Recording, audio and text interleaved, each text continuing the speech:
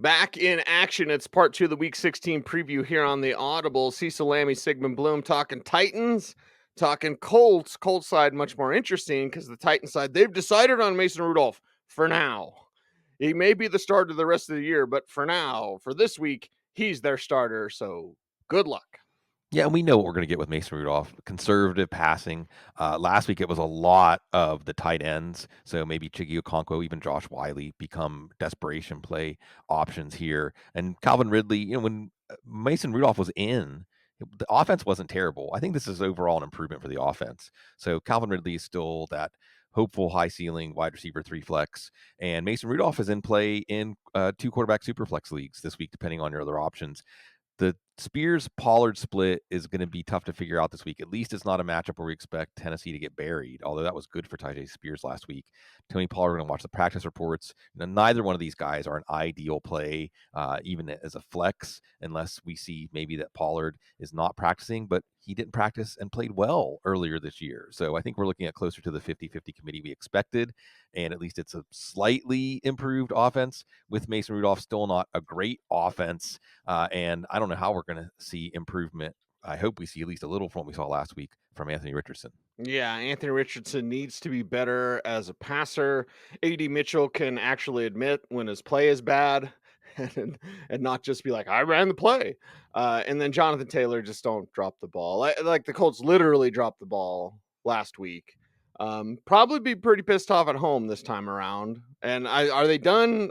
I hate this time of year, Bloom. I Right. love this time of year, but I hate this time of year for the like, if they win and then Miami loses a zillion times and then this like, oh God, are they in or not? I don't think they're in after losing to the Broncos. Yeah, they're probably out. And really, it's just more building something, setting the tone for what's coming for this team. And hopefully, again, Anthony Richardson finishing the season on a high note. It's kind of like spinning the roulette wheel, putting in Anthony Richardson, but he's a top 12 quarterback this week simply because of his ceiling. And I think one of the things I want to emphasize, said this on the couch with Matthew Friedman yesterday, is you're going to know on Sunday morning 3 of the game's results. You're going to be able to look at your lineup. You're going to look at your opponent's lineup. You're going to know where you stand. If you need upside, it's Anthony Richardson. If you need floor, you might be more inclined to go with someone like Brock Purdy or Jared Goff or someone like that. Jonathan Taylor, you hope it's a statement. You hope that he just says, I'm going to do something in this game that really overshadows dropping the ball at the goal line. I think the stat I saw, Cease, was 7.9% of Yahoo Public League teams with Jonathan Taylor lost because he dropped the touchdown. So fantasy football senseless, NFL senseless to play any Colts receiver, probably.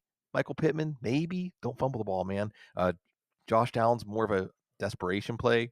Again, the first time these two teams played was 2017. It was a Joe Flacco game. Probably a similar score this week. Okay, let's get Cleveland and the Bengals, and it's Cleveland side without Nick Chubb. Oh, we already knew that. But then with Dorian Thompson-Robinson in at quarterback, Jameis can't keep throwing picks. We love him. He's a national treasure. God has blessed me this morning with a microphone to talk about Jameis Winston, and I Right. love it. But unfortunately, he is now benched. Yeah, and that has ripple effects.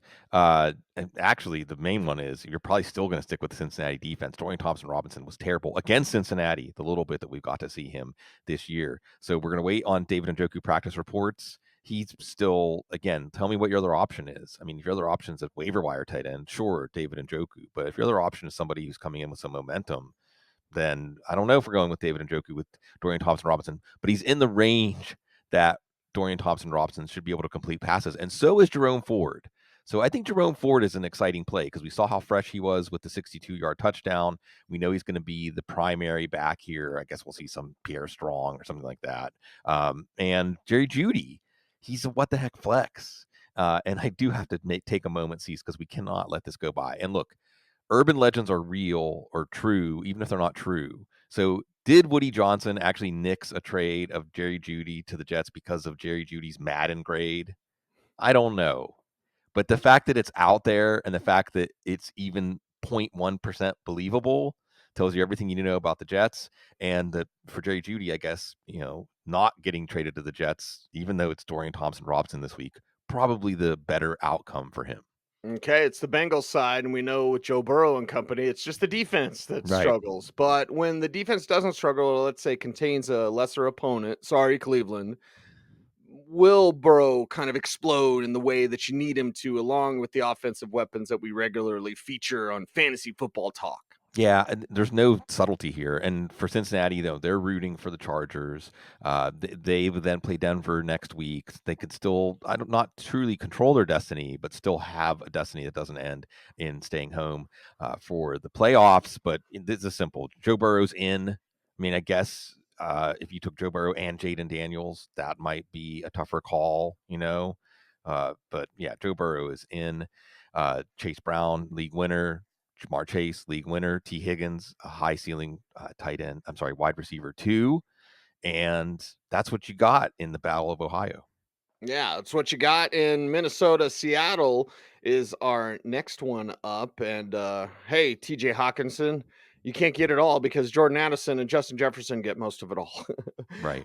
So let's discuss that. Aaron Jones, just kind of glancing over any sort of injury report here. Like, nope, looks like he'll be good to go again after 106 total yards last time out. Sam Darnold, can he be better than just so? Like he was against the Bears? Well, we're fixing to find out this time up in the Northwest in Seattle. Yeah, and this was one talked about this on the couch with Matthew Friedman yesterday too. That in some of these cases, you're projecting an offense or a quarterback, a passing game specifically, in part based on what you think the other passing game can do. So if Geno Smith is good, then Sam Darnold should have to do more.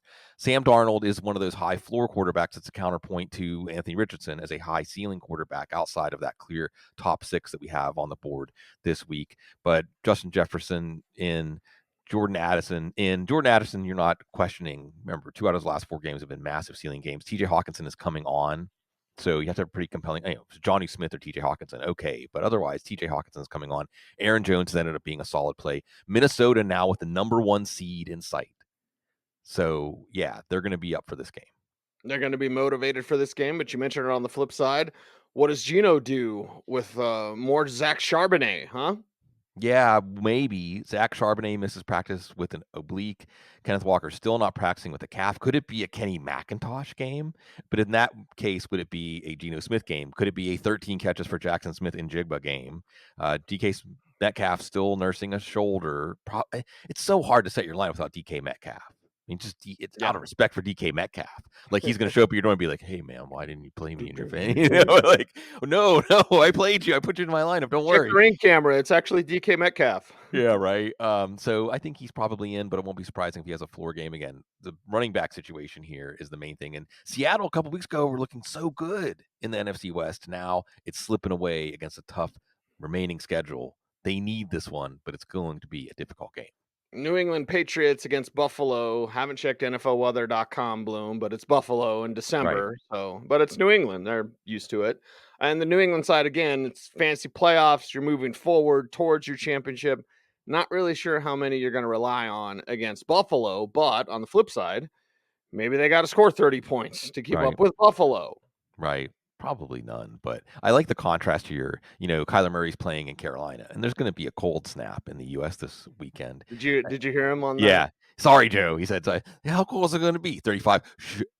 Your mouth. Oh, yeah. And Ha! then Drake Five foot May, three in an attitude. 5 foot right, three in an attitude. right. And Drake May, they're talking about, well, it's going to be even colder in Buffalo. I think it's just cold, not a lot of wind, not a lot, a no precipitation in the forecast right now. It's Thursday, so things can Okay. change.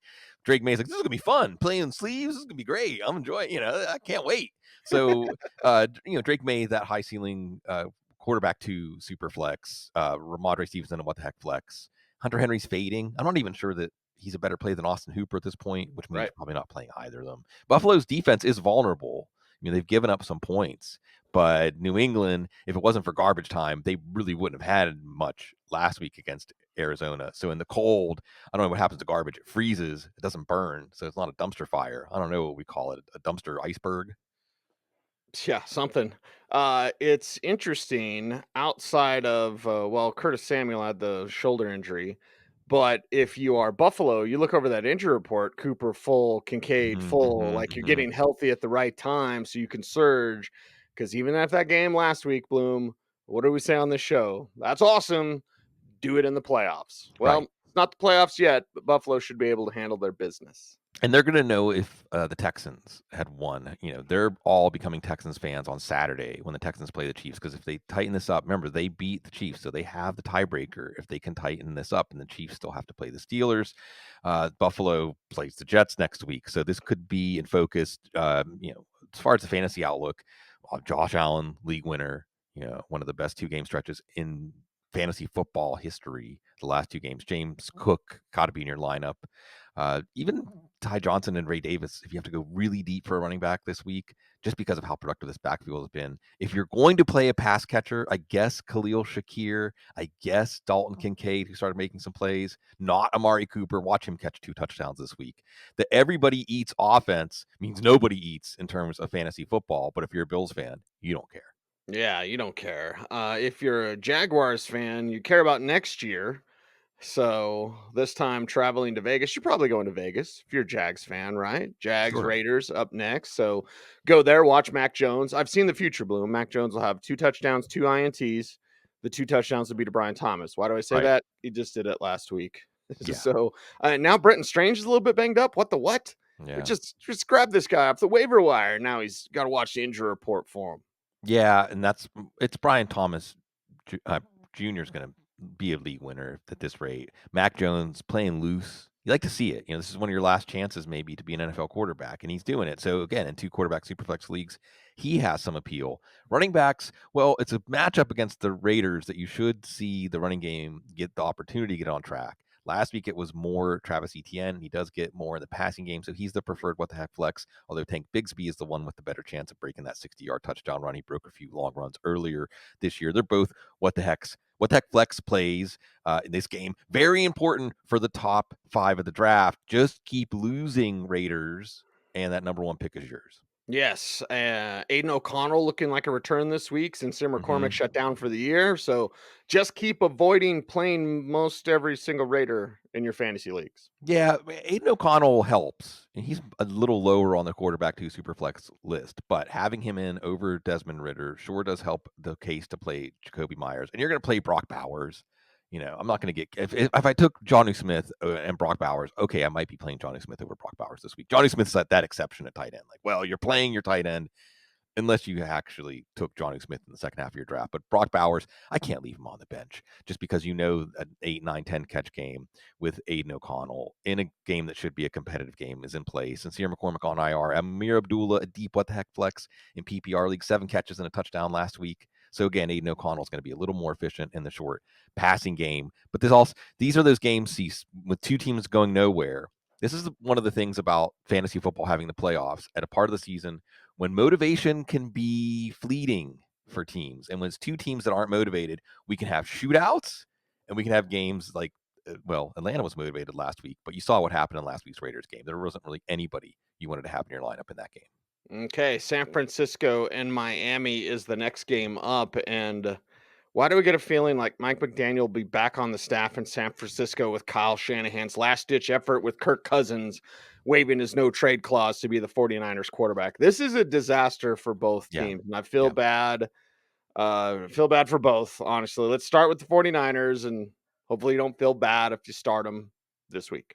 Yeah, see, this is like, I don't know, at work, at the project, it failed, the company's losing money, and you go down the street to the bar, and there's someone else that works at your company. You're like, oh, you gonna have a job tomorrow? I don't know. I mean, Kyle Shanahan's gonna have a job, but so disappointing. This is the disappointment bowl for these Yes. 2 teams. For Yep. this is where they're at this point in the season. Now, for fantasy, there might not be disappointments because it's down in Miami. Don't have to worry about any cold here. Brock Purdy, high floor quarterback 1, of course. Jawan Jennings, borderline wide receiver 1. George Kittle, probably the number 1 tight end. Deebo Samuel, though, I don't know. He hasn't done anything. Now, I have to know who the other option is. But if someone said I'm putting Jalen Coker in over Deebo Samuel, that's Oh, not yeah. great. That's not Yeah. crazy. Yeah. That's not crazy. Okay, so Deebo Samuel has not done anything lately to make us. Now you're asking a trend to reverse, and those don't generally work out. The other trend here is that the 49ers running back situation never stable. Isaac Grendo coming in with the foot sprain last week, plays most of the snaps. One of the only San Francisco 49ers that wasn't a bust last week for fantasy. Everything's fine, right? No, now he's got a hamstring. Okay, great. I'm not going to play Patrick Taylor if Guarendo's out. If Guarendo can just rally to have a limited practice, I feel like the 49ers will give him the workload that puts him in lineups as a running back too, but to be determined and in the late game. Yeah, there you go. Miami side. I guess the cool thing is the Calais Campbell story. Yeah. That's the coolest thing about Miami right now. Feel sorry for Mike McDaniel. He'll land on his feet. Yeah. Oh, isn't it nice that they're letting one of their legendary players have a chance to maybe win a ring? And that's the best thing you can say about Miami. Tua Tagovailoa, not a great play. We saw the offensive line really break down. Don't think we're going to see Jalen Waddle. That brings Malik Washington into play as a deep what the heck flex, snorkel, scuba, submarine. Well, he might get above the snorkel, might surface like an orca in this one, and maybe do something for fantasy. Johnny Smith obviously in lineups. Tyreek Hill, mean, it's kind of like DK Metcalf, right? And we were talking about this, Matthew Friedman and I mentioning that again. I called it the "what can you live with" test, right? Like I can live with losing because Tyreek Hill had another 2 for 36. I cannot live with losing because this is the week that Tyreek Hill has 10 for 150 and the 2 touchdowns. And he's still, and Tyreek Hill doesn't look unlike Debo Samuel, Tyreek Hill does not look washed out there. Now, maybe the offense isn't going to get him those kind of touches that we're looking for. Of course, Devin Achan's not washed. He's in your lineup, although his ceiling is going down a little bit. And yeah, disappointment, the Depression Bowl down in Miami. And the Buccaneers and Cowboys up next, Sigmund, and Tampa side. We're recording this Thursday morning, so full disclosure. Wednesday practice report, like no Mike Evans, no Kate Otten, Bucky Irvin's banged up, of course. But if it's like last week, Baker throws 4 touchdowns. Yes, Mike. Yes, Jalen. Nah, maybe not Cade, but like they're getting it done with 3 backs. Irving leading the way. But again, just monitor those injury reports. And yeah, Tampa Bay's got some momentum, and the Falcons did it. They Yeah. pulled the ripcord, so they're trying to catch him with Michael Penix. They can. So Tampa will keep their foot on the gas. Cease real quick. If it was a real life battle between Pirates and Cowboys, which side would you? I mean, are you? Is it a home field thing for you? Just you have to take the Cowboys. Yeah, it depends on if it's good Cowboys or bad Cowboys. Because Ah, Pirates, you don't think of good Pirates, right? right. So they'll use every trick in the book. But if it was cow like the White Hats, you'd be like, oh, those guys are going to lose because they're all But if respectful. it's Black Bart Yes. versus Blackbeard, choose your fighter. Baker Mayfield, a top 6 fantasy quarterback, an elite fantasy quarterback. Mike Evans is in. Jalen McMillan, I want to err on the side of playing him. He has 3 touchdowns in the last Oh yeah. 2 weeks, and Baker Mayfield is coming on. He's a full-time player in this offense. I think both Bucky Irving and Rashad White, watch the practice reports with Bucky Irving. You never know with that back tightening up, but both of them are running back 2s in this one because this is fantasy bonanza. They just need to hold serve. Tampa, the toughest game they had left on their schedule was the Chargers, and they won by 23 points. So just keep holding serve. You go to the playoffs, and then this team is actually battle tested. This team, a lot of players on this team have Super Bowl rings. Let's see what they can do if they can get there. Yeah, let's see what they can do with some Jalen's on and a Jake on Yeah. the other side. And of course, Brandon Cook's there complicating things. It's CeeDee Lamb, it's Rico Dowdle, and yeah, Cooper Rush. Now he's got more Jalen's to throw to. Right. All my Jalen's, including the Jay McMillan on the other side. Cooper Rush has an interesting ceiling. I mean, if he can get into a shootout, didn't work for Justin Herbert last week. If he can get into a shootout with Baker Mayfield, you never know. He threw 3 touchdowns last week. Cooper Rush did, but it's a CD Lamb coming around to the form that made us take him number 1, number 2 in drafts just in time for the fantasy playoffs. Rico Dowdle should be in as a running back too. He is a little game script sensitive here. If Tampa does jump out to a lead on Dallas, will we see as much Rico Dowdle? We'll see. Why are we seeing Dallas in prime time so much? Yeah, I know. Why is Monday night New Orleans and Green Bay? Like, oh, what? Because What? everyone has to No. wrap presents. Everyone has to get extra Christmas shopping in. So, Uh, what? Who needs a compelling Monday night football game when there's holidays to get ready for? All right, Saints side first as we talk about this.